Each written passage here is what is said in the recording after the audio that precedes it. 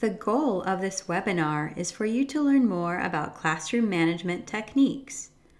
By the end, we hope you will have a better understanding of building teacher-student rapport, creating effective routines and procedures, developing a solid discipline system, and knowing when and how to incorporate rewards in the classroom. Rapport is the foundation of positive student-teacher relationships.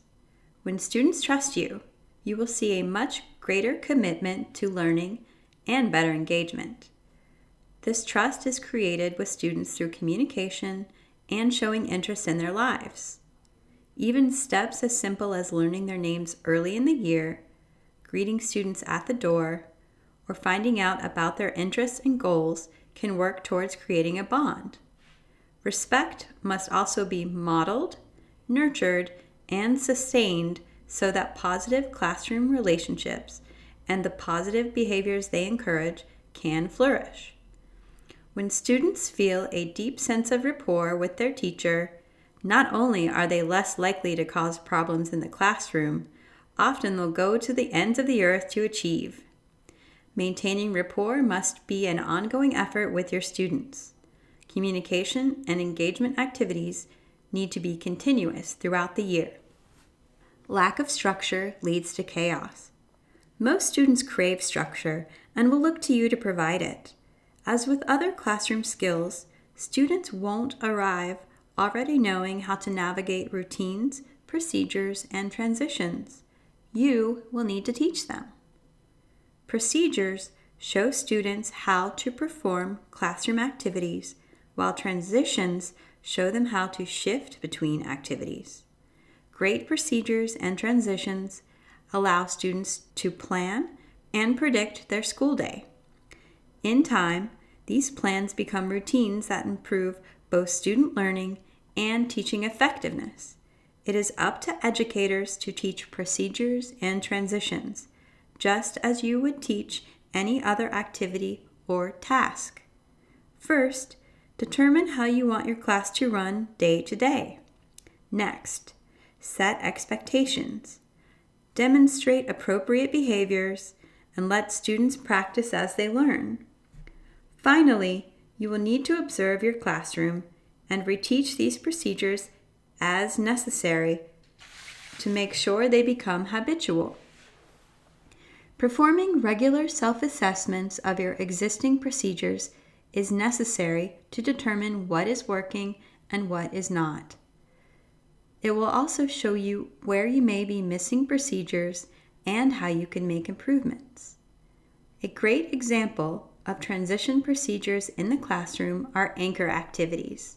Students are given on-topic tasks that they can do when they have finished a class assignment early. These activities keep students learning and significantly reduce downtime in your classroom. We also recommend incorporating hand signals as a procedure for the classroom.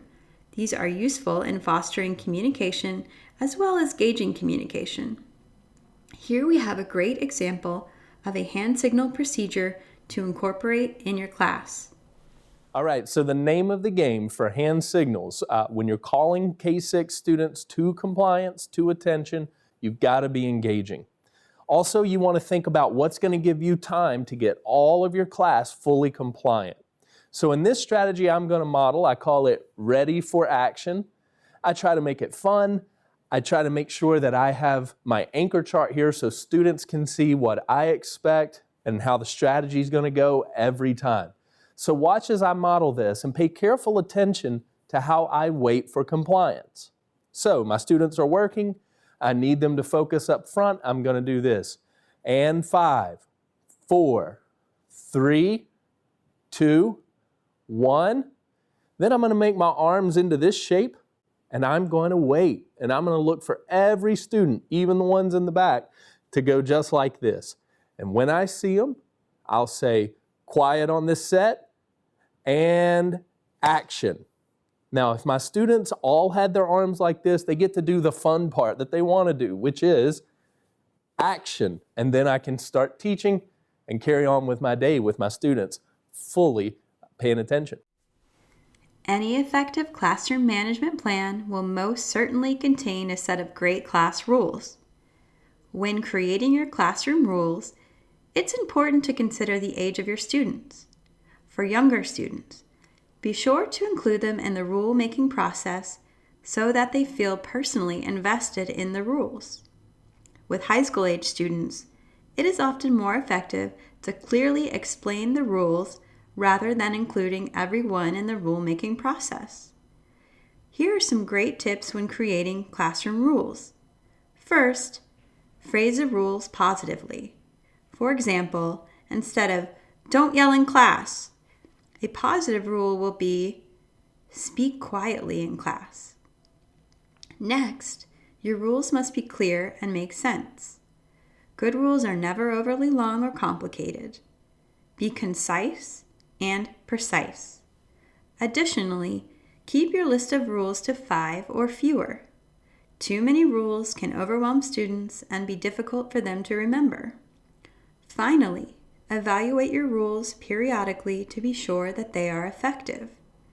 If at any time a rule does not seem to be working, change the rule.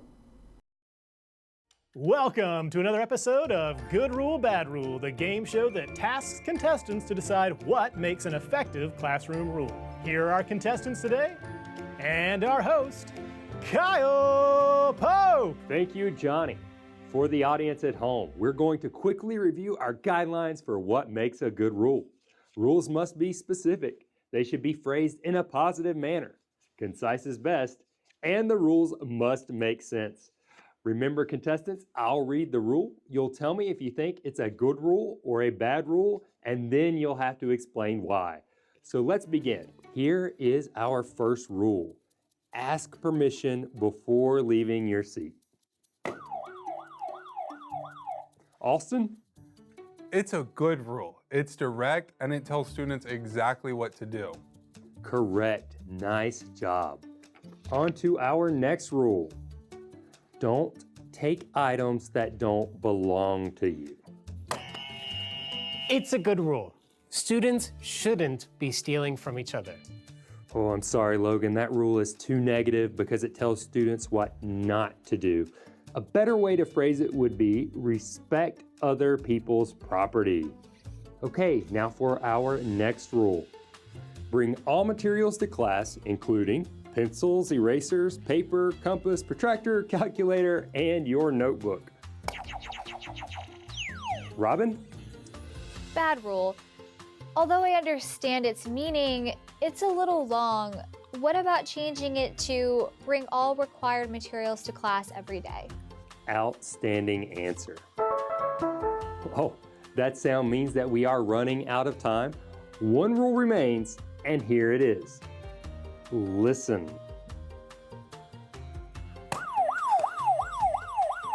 Austin? It's a bad rule. It just isn't specific enough. Who or what are the students supposed to be listening to? Other students? Music? Cars driving by? I think a better rule would be listen to the teacher when they are speaking. Amazing job, Austin. You are today's winner. Rules have no meaning if there is not a set of established consequences for the inevitable rule infraction. Consequences should relate directly to the rule violated and be as logical as possible. The idea is not to punish the student with unfair or severe consequences, but for the student to learn responsibility and reduce instances of misbehavior. Once you've created your consequences, explain them to students in detail. Having a set of consequences in place takes the emotion out of a situation. In order for them to be effective, you'll need to use them. Be firm and fair. When rules are repeatedly broken, a logical progression of consequences is essential. For example, starting with a verbal warning and moving to a written warning if an infraction is repeated. After multiple infractions, you could consider having a one-on-one conference with the student or making a phone call home. We recommend teachers use a behavior log. A behavior log will help you record, describe, and follow up with negative student behaviors. It can be on paper or digital. It will benefit you and your classroom culture if it's objective, consistent, and clear. Students need to see you, not someone outside the classroom, as an authority figure. Most misbehavior will be minor in nature and well within your ability to address on your own inside the classroom. You must take responsibility for addressing these issues on your own as they occur, so students will know that you, and not them, are in control. Some examples of misbehaviors that you can control on your own in the classroom are students talking out of turn, moving or fidgeting, missing assignments, minor conflict among students, and off-task behaviors. If a situation goes beyond normal behavior, it may be necessary to involve parents, administrators, and guidance counselors.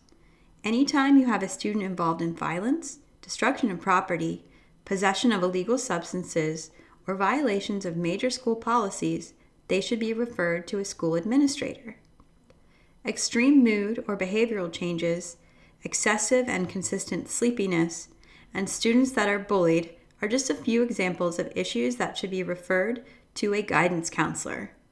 Finally, when creating your set of consequences, always defer to school policies and procedures.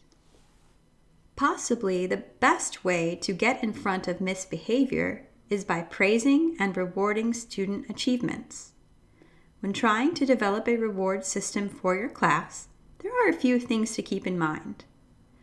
Be sure to have both individual rewards that recognize each student personally and also rewards that the entire class works towards as a group. Remember, rewards do not always need to be related to prizes or food. Simple verbal praise, calling parents with a positive progress report, or extra playtime are just a few ways to reward students while avoiding things like candy and toys. Moreover, students need to earn their rewards. It should not be something that they expect without putting forth some effort. At the same time, rewards should not be taken away as punishment. You should be referring to your discipline plan and not removing rewards when addressing misbehavior. Finally, your rewards should be age appropriate, and again, always defer to your school's policies and procedures when developing your reward system. Now let's take a look at a few simple things that can have a huge positive impact on your classroom management. Anticipate and stay ahead of problems before they start. Move about the room throughout the lesson. Keep students engaged by utilizing different methods and using varied activities regularly. Set clear expectations for the assignment or behavior. Redirect misbehavior. Tell students what they should be doing. Communicate often with parents. Establish and maintain relationships with students' parents. Share good news as well as the bad with parents. When interviewing with school principals, it is very important to demonstrate you are an effective classroom manager. You need to go beyond simply saying this and actually provide some clear examples of how you build rapport with your students. What routines and procedures keep your class running smooth? What are the rules that govern your class and the consequences for students when they are not followed? And finally, be ready with some examples of creative rewards you use to recognize student achievement. Just always make sure that this information applies directly to the question you were asked by the interviewer.